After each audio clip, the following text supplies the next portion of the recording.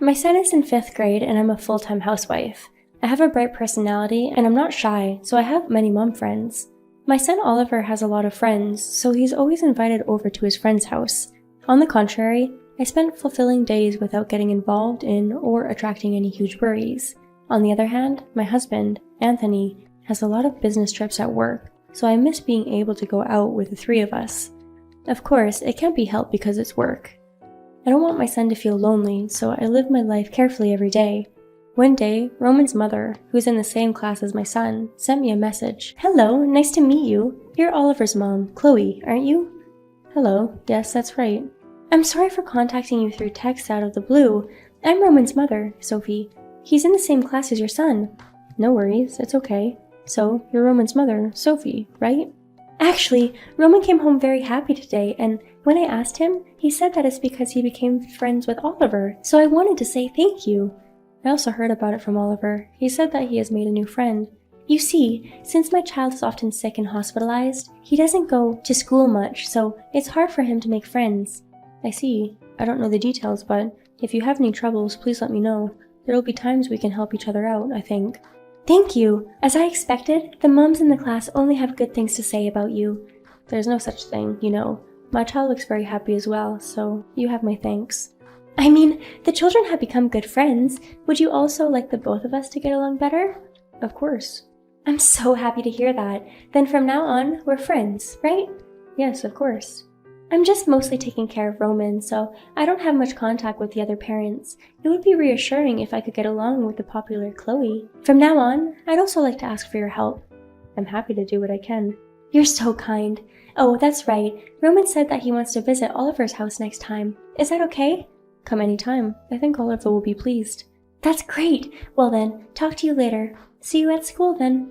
"Yes, later." According to the PTA in Oliver's story, Roman was born with a weak heart. He has been in and out of hospital several times. Seeing that Sophie was the parent of a child who was the same age as my son, I felt that I wanted to help her out as much as possible. Because she was friendlier than I thought, I was relieved that we could become good friends. From that day onwards, Roman would come over only when he was in good health, and Oliver seemed happy about it too. I also felt a smile on my face and was happy to take care of Roman.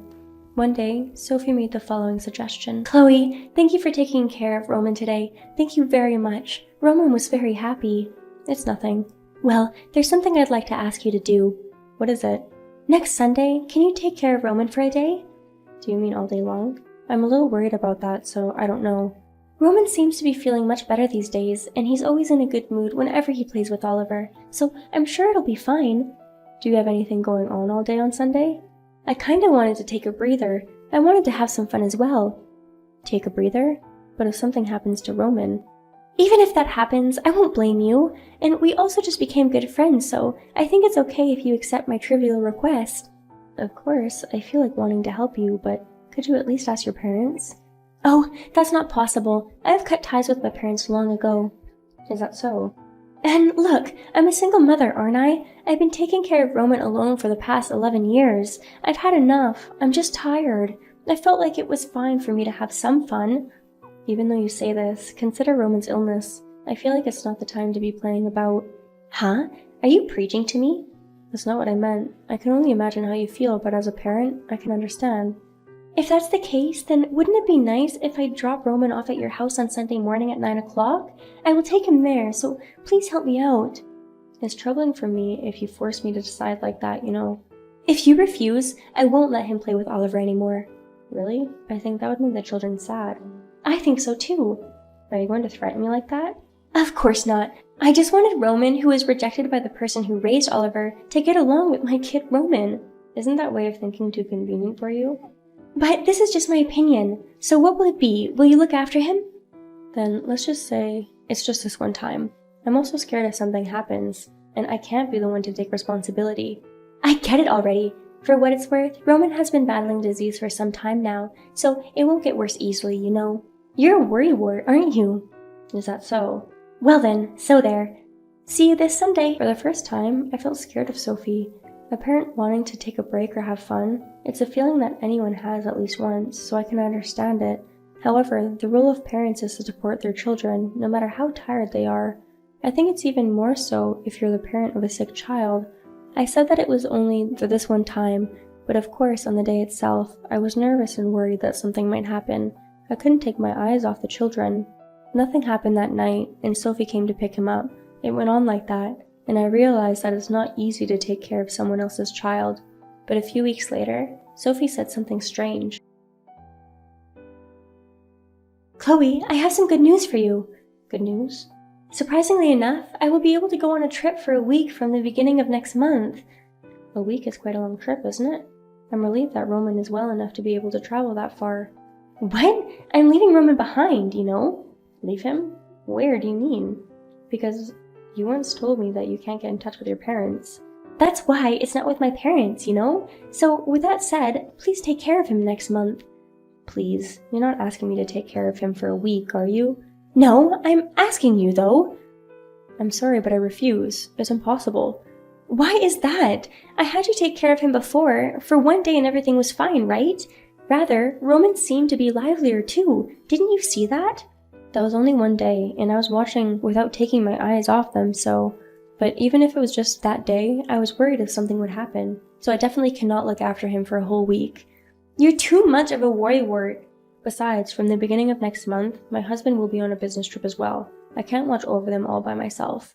Roman hasn't had a single seizure in months, and I was told that there is no particular problem in the previous checkup, so don't worry so much. It's okay, you know. Who do you usually travel with for a week? It has nothing to do with you. So it has nothing to do with leaving your child behind? So, can you look after him for me? No, you're twisting my words now. Please don't say such troublesome things anymore. I'll buy some proper souvenirs anyway. That's not what I'm saying. Besides, the one who'd be the most worried about being separated from you would be Roman, right? Letting him spend a week in a different environment than usual, even if it's at a friend's house, can also be stressful for Roman. Roman is not a child who feels such delicate things, and just like last time, even if something happens, I won't hold you responsible. Besides, I will make it possible for you to contact me at any time. If you're going to do something like this, why don't you try contacting your parents now? I absolutely hate leaving him with my parents. If you're saying such a selfish thing. My parents are not good people. Even if I told them that I was pregnant, they wouldn't allow me to drop out of college. They really told me that if I quit, they would disown me. In the end, when Roman's father ran away, they didn't even help me. This is the first time I've heard such a thing. Even so, if they find out that they actually have a sick grandchild, they may be able to lend you a hand. Aren't they much more trustworthy than me, a stranger? Aren't we friends, Chloe? You're not just a stranger. Still, I think that family and friends are still different. It's impossible, no matter what you all say, because I already decided to leave him with you. Even if you decide to do that on your own again, I already told you that I can't look after him for that long. If you won't look after him, Roman will stay home. What? Nowadays, when you reach 5th grade, you can at least watch the house by yourself. I have his meals delivered to him. Are you serious? Roman is feeling ill, you know. I'm the one who knows that the best. I don't think you understand. But being unable to live my life just because I'm bound to Roman, isn't that insane? You don't know how I feel. I can't really understand it. I absolutely cannot agree with that idea. Well then, I'll have him watch the house. I feel sorry for Roman for being abandoned. Shut up! Then go and take care of him. Calm down, Sophie. I'll have Roman house it, so if you change your mind, please pick him up over there, okay? Well then, excuse me. There's also the possibility that Sophie will take Roman with her, but I couldn't leave him alone, so just in case, on that day, I decided to visit Sophie's house. Then, as if it were a matter of course, I saw Roman. I was really disillusioned with her. At this rate, if something happens to him, there is no guarantee that Sophie will be reliable, so I made up my mind and decided to take action. However, misfortune struck before Sophie returned. Why the hell do you keep leaving incoming calls over and over again? Did you notice just now? I'm having a great time on my vacation here. Don't get in my way. Why do you think I entrusted my kid to you? This is not the time to say such things. Sophie, please finish your trip right now and come back. Huh? I don't understand. That's such a pain in the butt. I don't want to. How much do you think I've been looking forward to this trip? You'll regret it if you don't come back. Oh, did you happen to know who I'm traveling with? I thought I was doing good at hiding it. Who? Don't worry. When we get home, I'll return your husband as well. My husband? Yes, it's Anthony. Didn't you realize that I was cheating with him? Cheating? Wait, what are you talking about? Huh? Is that not why you contacted me? Aw, Chloe, you're confusing things, so did you just end up digging your own grave? Why are Anthony and Sophie? We met on a matching app. I don't understand why my husband is using such an app. He's married, you know? It's not just because you were married. Anthony was exhausted from going back and forth between home and work. It seems like he was looking for someone to play with to distract himself from work.